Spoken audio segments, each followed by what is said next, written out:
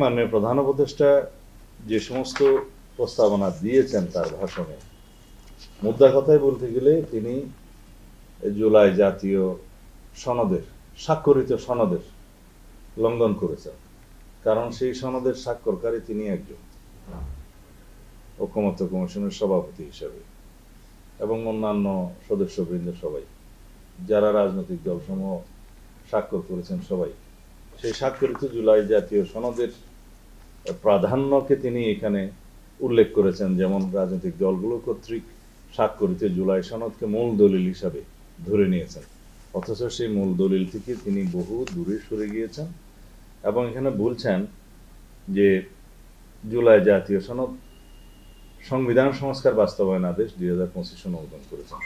এই আদেশ সম্পর্কে একটু আগে বলেছি। 2, সনদের সংবিধান বিষয়ক সংস্কার প্রস্তাবনার উপরে গণভোট অনুষ্ঠান, এটুকু ঠিক আছে।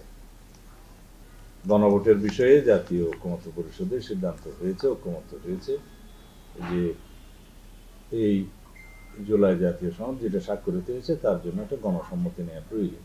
সেজন্য পরবর্তী সময়ে সংবিধান সংস্কার পরিষদ গঠনের সিদ্ধান্ত তিনি আজকে এটা নতুন ভাবে এখানে আরোপ করলেন। কারণ সংবিধান সংস্কার পরিষদ গঠনের বিষয়ে কোনো আলোচনা ঐকমত্য কমিশনের এজেন্ডায় ছিল না, আলোচিতই হয়নি, ঐকমত্য হওয়ার কোনো বিষয় তো নাই। আবার তিনি বলছেন এখানে 3, আগামী জাতীয় সংসদ নির্বাচনের দিনই গণভোটের আয়োজন করা হবে, সেটার সাথে আমরা একমত। কারণ এটা ব্যয় সাশ্রয়ী, আয়োজন সাশ্রয়ী, সময় সাশ্রয়ী এবং ভোটারদের অংশগ্রহণ ব্যাপক থাকবে সব দিক বিবেচনা। তিনি বলছেন এখানে সেটা সাশ্রয়ী হবে এবং গণভোট অনুষ্ঠানের জন্য প্রয়োজনীয় আইন প্রণয়ন করা হবে, তার সাথেও একমত।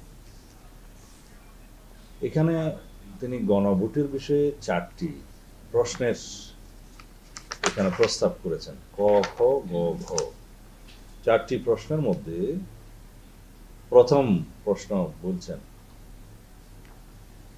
আপনি কি জুলাই জাতীয় সনদ সংবিধান সংস্কার বাস্তবায়ন আদেশ 2025 এবং জুলাই জাতীয় সনদে লিপিবদ্ধ সংবিধান সংস্কার সম্পর্কিত নিম্নলিখিত প্রস্তাবগুলোর প্রতি সম্মতি জ্ঞাপন করছেন?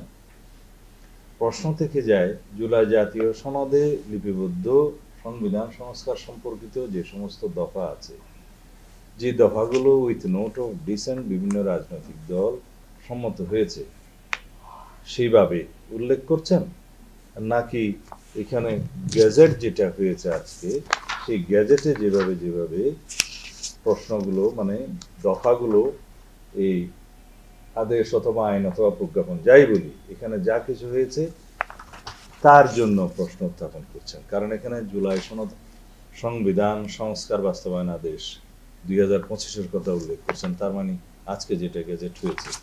এখানে যতটুকু আমি চুপ বলিয়েছি, এখানে সব নতুন নতুন প্রস্তাব। কারণ এখানে এই আদেশে বলছেন, আগামী জাতীয় সংসদ হইবে 2 কক্ষ বিশিষ্ট, জাতীয় সংসদ নির্বাচনের দলগুলোর প্রাপ্ত ভোটের অনুপাতে 100 সদস্য বিশিষ্ট একটি উচ্চ কক্ষ গঠিত হইবে এবং সংবিধান সংশোধনী করিতে হইলে উচ্চ কক্ষের সংখ্যাগরিষ্ঠ সদস্যদের অনুমোদন দরকার হইবে। এই বিষয়ে কোনো ঐকমত্য আগে হয়নি। শুধু উচ্চকক্ষ গঠিত হবে, 100 সদস্য নিয়ে গঠিত হবে, কিন্তু সেটা ভোটের অনুপাতে হবে নাকি আসনের অনুপাতে হবে সে বিষয়ে ভিন্নমত আছে।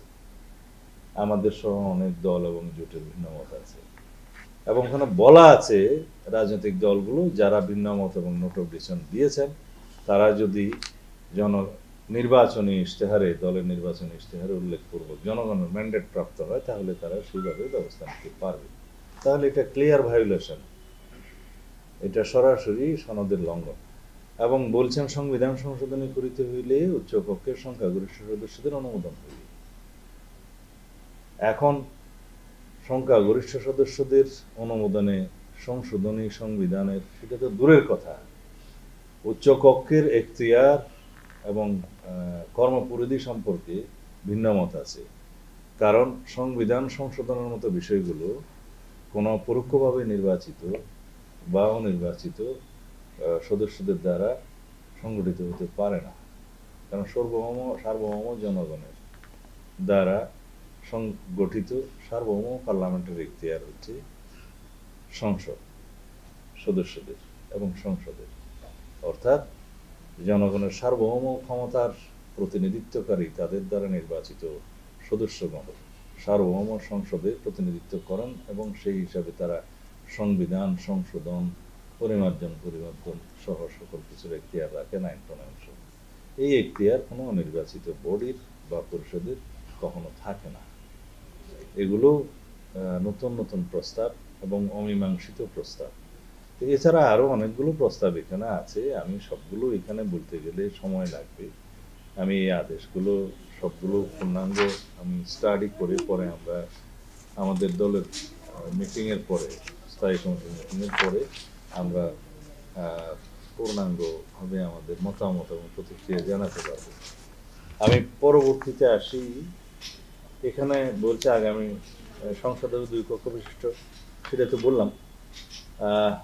তারপরে বলছেন নারীর প্রতিনিধিত্ব বৃদ্ধি, সেটা ঠিক আছে। ডেপুটি স্পিকার বিরোধী দলের ঠিক আছে, সংসদীয় কমিটির সভাপতি ঠিক আছে, প্রধানমন্ত্রীর মেয়াদ সীমিতকরণ ঠিক আছে, রাষ্ট্রপতির ক্ষমতা বৃদ্ধি। কিন্তু এই বিষয়গুলো যেভাবে জুলাই জাতীয় সনদে স্বাক্ষরিত হয়েছে সেইভাবে, এবং বলা হচ্ছে সংবিধান বাস্তবায়ন আদেশ যেটা আজকে করেছে সেই মতে এই প্রশ্নগুলো হচ্ছে। তো সংবিধান বাস্তবায়ন আদেশের সাথে স্বাক্ষরিত জুলাই জাতীয় সনদের তো বহু ক্ষেত্রে গরমিল এবং ভিন্ন আছে, নতুন নতুন প্রস্তাব এখানে আছে। জুলাই জাতীয় সনদ এবং আজকের যে বাস্তবায়ন আদেশ গেজেট হয়েছে সেটা অনেক তফাৎ। এখানে অনেকগুলো নতুন প্রস্তাব আছে, সনদে যেগুলো এগ্রিড হয়েছে সেগুলো পুরোপুরি নাই, সেভাবে নাই। তো সুতরাং কিসের উপরে গণভোটের প্রশ্ন হচ্ছে সেই বিষয়টা অবশ্যই বিতর্কিত। তারপরে বলছে জুলাই জাতীয় সনদে অন্যান্য সংস্কার রাজনৈতিক দলগুলো প্রতিশ্রুতি অনুসারে বাস্তবায়ন হবে, ঠিক আছে। এখন বলছেন, প্রস্তাব করছেন গণভোটের দিন এই 4টি বিষয়ের উপরে একটি মাত্র প্রশ্নে আপনি হ্যাঁ বা না ভোট দিবেন। তার মানে এটা একটা লিডিং কোয়েশ্চেন, জবরদস্তিমূলক জনগণকে বলতে বলা হচ্ছে যে এগুলোতে হয় আপনি হ্যাঁ বলবেন অথবা না বলবেন। কোনটা? যেমন আপার হাউস সংসদের ভোটারদের প্রাপ্ত ভোটের অনুপাতে হবে, সেই বিষয়টা তো এখানে জবরদস্তি করা হলো যে আপনি হয় পুরা হ্যাঁ বলবেন অথবা না বলবেন। এখানে কোন দফাওয়ারি হ্যাঁ না বলার কোনো বিষয় নাই। আর আমাদেরকে মনে রাখতে হবে, জুলাই জাতীয় সনদ যেভাবে গৃহীত হয়েছে, প্রণীত হয়েছে, রচিত হয়েছে, স্বাক্ষরিত হয়েছে, সেইভাবেই বাস্তবায়নের জন্য আমরা অঙ্গীকারাবদ্ধ হয়েছি, আমরা স্বাক্ষর করেছি। এখান থেকে বিচ্যুত হওয়া মানে হচ্ছে এই জুলাই জাতীয় সনদের লঙ্ঘন করা, এবং লঙ্ঘনকে করছেন যিনি মাননীয় প্রধান উপদেষ্টা নিজে স্বাক্ষর করেছেন তিনি। আমরা গত কয়েকদিন আগেও আমাদের দলের অবস্থান প্রেস ব্রিফিং এর মাধ্যমে জানিয়েছি যে স্বাক্ষরিত জুলাই জাতীয় সনদের বাইরের কোনো বিষয় যদি আরোপ করা হয় তার সাথে আমরা একমত হব না, এবং রাজনৈতিক স্বাক্ষরের অংশগ্রহণকারী রাজনৈতিক দলগুলো প্রতি সেটা কোনো বাধ্যবাধকতা সৃষ্টি করবে না।